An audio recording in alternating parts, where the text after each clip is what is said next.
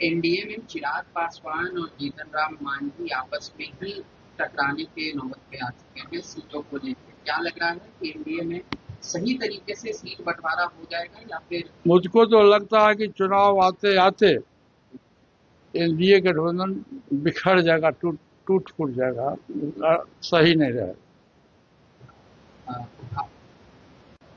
महागठबंधन ने इतनी बड़ी यात्रा की, वोटर अधिकार यात्रा किया, राहुल गांधी भी उसमें मौजूद हुए, उसमें भी पशुपति मानस जी और आपकी पार्टी की सक्रियता नहीं दिखी। नहीं, उस समय हम उस महागठबंधन के विधिवत सहयोगी दल नहीं थे। अब हम महागठबंधन के विधिवत सहयोगी दल हुए हैं। अब जो भविष्य में जो कार्यक्रम होगा महागठबंधन के द्वारा, उसमें निश्चित रूप से हमारी पार्टी की भागीदारी रहेगी। सीटों को लेकर चर्चा ऐसा है कि अभी आप देखेगा कि दो गठबंधन है पूरे देश में। एक एनडीए गठबंधन है, दूसरा इंडिया गठबंधन है, और दोनों गठबंधन में सभी सहयोगी दल है, बड़ी पार्टी भी है, छोटी पार्टी भी है, लेकिन अभी तक किसी भी दल का सीट शेयरिंग नहीं हुआ। सीट शेयरिंग इतना पहले होता भी नहीं है। जब चुनाव का नोटिफिकेशन जब समय आता है तो उसके 10 दिन 5 दिन पहले होता है सीट शेयरिंग। और मुझको जहाँ तक जानकारी है कि 15 सितंबर के बाद, 15 सितंबर और 20 सितंबर के बीच में महागठबंधन का जो सीट शेयरिंग होगा वो फाइनल हो जाएगा। चिराग पासवान ने आंकड़े बता दिए हैं अपने गठबंधन में कि 45 से 120 सीटों के बीच में उनको सीटें चाहिए। क्या आपकी तरफ से भी कोई आंकड़ा आपके मन में चल रहा है कि इतनी सीटों पे हम चाहते हैं कि चुनाव? देखिए भाई साहब, 5 वर्ष में एक महापर्व होता है, पॉलिटिकल महापर्व जिसको चुनाव कहते हैं। और कितने सीट पर हम चुनाव लड़ेंगे ये कोई मायने नहीं रखता। मायने ये रखता है कि कितना हमारे पास में जिताऊ उम्मीदवार है, कितने हमारे पास में संगठन करता है, कितना मेरा जनाधार है। और जनता के बीच में जब चुनाव के दरमियान में जब जनता के बीच में जाइएगा तो जनता खोजेगी कि आपका संगठनकर्ता कौन है, आपका सही उम्मीदवार कौन है, जिताऊ उम्मीदवार कौन है। अधिक सीट लेना बहुत बड़ी बुद्धिमानी नहीं है, लेकिन कम सीट लेके आप अधिक सीट जीतिए, ये बुद्धिमानी है। राजवल्लभ यादव जो कि पूर्व में विधायक रहे हैं, उन्होंने देखिए, राजनीति में किसी तरह को अशोभनीय बात नहीं बोलना चाहिए। किसी भी व्यक्ति को मर्यादा के अंदर बोलना चाहिए।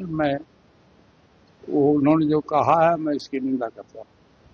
तारिक अनवर बाढ़ पीड़ितों से मिलने पहुंचे हुए थे, लेकिन स्थिति ऐसी बनी कि तारिक अनवर को कंधे पे लेके अब तो बिहार की स्थिति यही है भाई साहब। बिहार में देखिए, आधा बिहार सुखाड़ है, आधा बिहार में बाढ़ है, और इतना अधिक भ्रष्टाचार है बिहार में कि बाढ़ के नाम पर, बाढ़ राहत के नाम पर करोड़ों करोड़ रुपया दिया गया है कटिहार जिला में। लेकिन तारिक अनवर जी जैसे बुजुर्ग और पुराने पॉलिटिशियन और वहाँ के स्थानीय सांसद हैं, फिर भी उनको बाढ़ क्षेत्र में एक दूसरे के सहारे से, एक व्यक्ति सहारा से उनको बाढ़ से ऊपर किया। ये बिहार के सरकार के लिए बड़ी शर्मनाक घटना। पशुपति पारस की आपकी पार्टी अभी जो तमाम महागठबंधन के मीटिंग्स हो रहे हैं उसमें एक्टिव नहीं दिख रहे हैं। पार्टी और कांग्रेस दिख रही है। आने वाले चुनाव में क्या भूमिका रहने वाली है? कितने सीटों पे चुनाव? देखिए, सबसे बड़ी खुशी की बात है कि परसों जो महागठबंधन की बैठक हुई थी पटना में श्री तेजस्वी यादव जी के नेतृत्व में, उसमें सभी दल के लोग थे। कांग्रेस के प्रभारी भी थे, कांग्रेस के प्रदेश अध्यक्ष भी थे, सीपीआई सीपीएम माले के लोग थे, और वीआईपी पार्टी के श्री मुकेश सहनी जी भी थे। सब लोग की उपस्थिति में सर्वसम्मति से फैसला लिया गया कि राष्ट्रीय लोक जनशक्ति पार्टी और झारखंड मुक्ति मोर्चा को इस गठबंधन में शामिल किया जाए।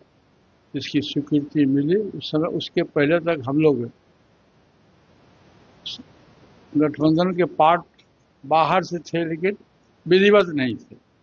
अब स्वीकृति जब मिली है तब हम लोग गठबंधन के सहयोगी दल के रूप में टिल इलेक्शन तक निश्चित रूप से हम लोग की भूमिका रहेगी, हमारी पार्टी की भूमिका रहेगी। और हमारा दलित सेना की बैठक है, आज उसी के क्रम में हमारी दलित सेना की बैठक हम लोगों ने किया है।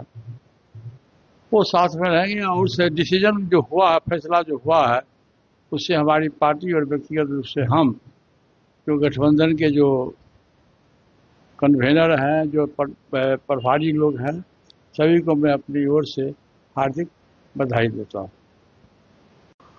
एसआईआर को लेकर महागठबंधन लगातार सवाल उठा रहा था और आज सुप्रीम कोर्ट ने आदेश दिए हैं कि आधार कार्ड को उसमें इंक्लूड किया जाए। तेजस्वी यादव ने पहले भी इसको अपनी सफलता में गिनवाई है। देखिए, आधार कार्ड को तो पहले से भी मिलना चाहिए था अधिकार। आधार का मतलब होता अधिकार। आधार कार्ड तो ऐसे बनता नहीं है, पूरी छानबीन करने के बाद आधार कार्ड बनता है।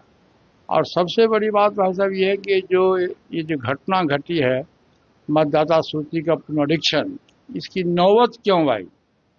इसके मूल प्रश्न में आप जाइए कि इसकी नौबत क्यों आई।